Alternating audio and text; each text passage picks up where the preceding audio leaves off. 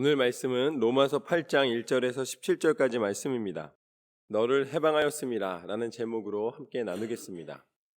이 사도 바울이 고민이 있었습니다. 그것은 무엇이냐면 자신이 육신을 입고 살아가면서 때마다 시마다 욕심이 없을 수 없고 또 화가 안 날 수 없고 하나님을 믿는 믿음으로 살아가면서도 세상 사람들과 동일한 감정과 또 상황들이 벌어질 때가 있음을 보았습니다.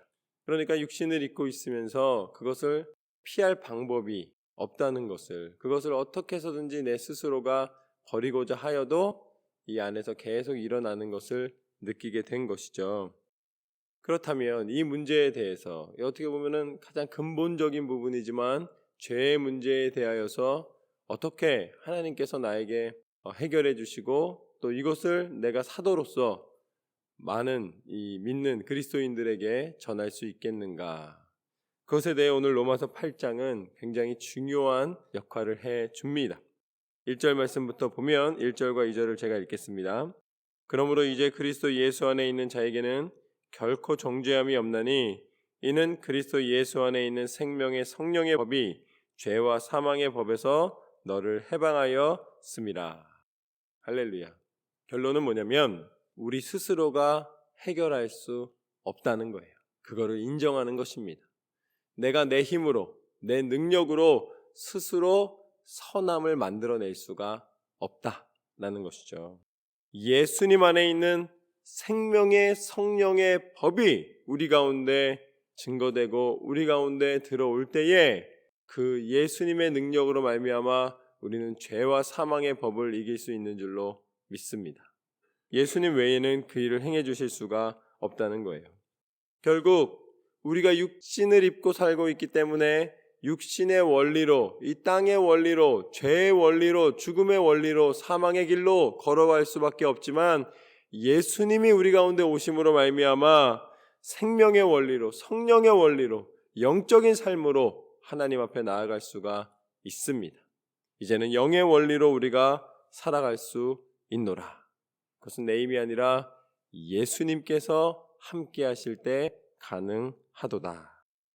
그래서 3절부터 보면 율법이 육신으로 말미암아 연약하여 할 수 없는 그것을 하나님은 하시나니 곧 죄로 말미암아 자기 아들을 죄 있는 육신의 모양으로 보내어 육신의 죄를 정하사 육신을 따르지 않고 그 영을 따라 행하는 우리에게 율법의 요구가 이루어지게 하려 하심이니라.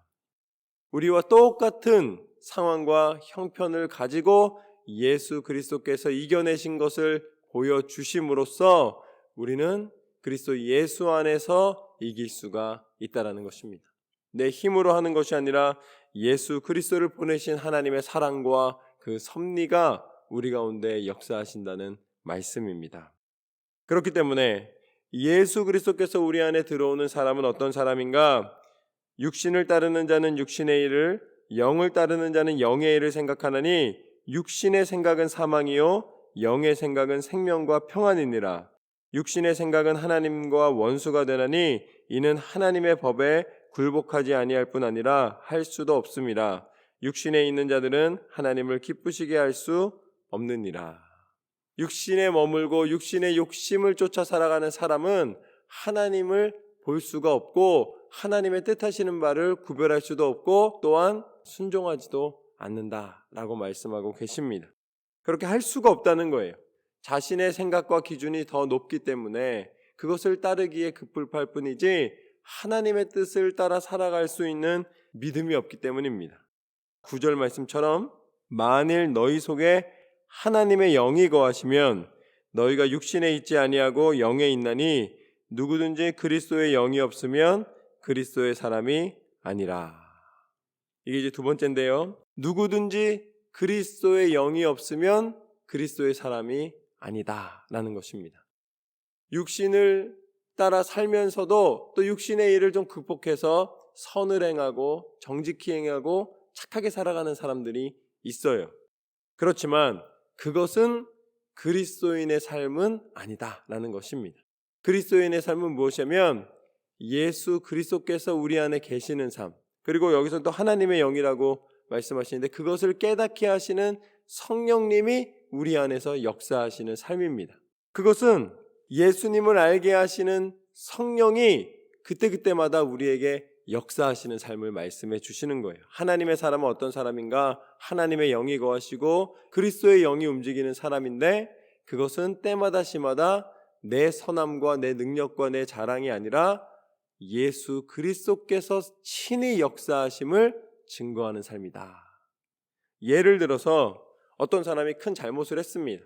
내가 도저히 이건 용서할 수 있는 경우가 아니에요. 그런데 어떤 사람이 그것을 자기의 의지로 요번은 내가 봐줄게, 이렇게 되면 어떻게 되는 거예요? 이거는 육신에 거하고 있기는 하지만 자기 스스로 인격으로 자신의 판단으로 무언가 덕을 세우기 위해서 행하는 선함입니다. 그거는 그래도 좋은 거죠. 그런데 어떤 사람이 나한테 해를 끼쳤어요. 도저히 용서할 수가 없는 상황입니다. 그때 막 화를 내는 건 어떤 거예요? 그거는 자연스러운 것입니다. 그러니까 육신의 생각으로 육신의 이 원리를 쫓아 그냥 행하는 거예요. 감정대로 행하고 내 마음에 일어나는 이 생각대로 그냥 이야기하는 것이죠.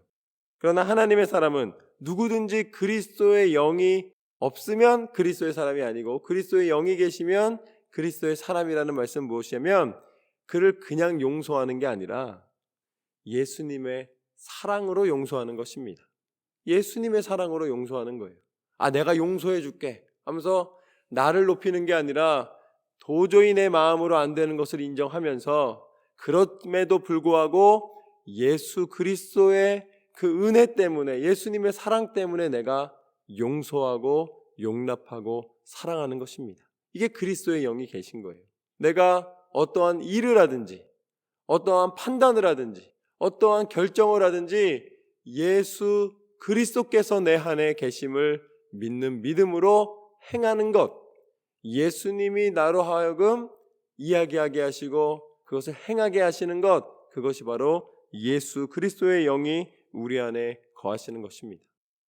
여러분의 모든 결정에 예수님이 계시기를 소망합니다. 여러분의 결정에 예수님이 계시지 않으면서 나는 예수님의 사람이라고 할 수 없는 거예요. 그게 바로 두 번째입니다. 그래서 10절과 11절 말씀을 보면, 또 그리스도께서 너희 안에 계시면 몸은 죄로 말미암아 죽은 것이나 영은 의로 말미암아 살아있는 것이니라. 예수를 죽은 자 가운데서 살리신 이의 영이 너희 안에 거하시면 그리스도 예수를 죽은 자 가운데서 살리신 이가 너희 안에 거하시는 그의 영으로 말미암아 너희 죽을 몸도 살리시리라. 예수님의 부활과 예수님의 능력에 우리가 함께 동참할 수 있게 됩니다. 왜냐하면 예수 그리스도께서 우리 안에 계시기 때문에. 그래서 그것을 쭉 말씀해 주신 게 12절부터 말씀인데, 그러므로 형제들아 우리가 빚진 자로 돼 육신에게 져서 육신대로 살 것이 아니니라.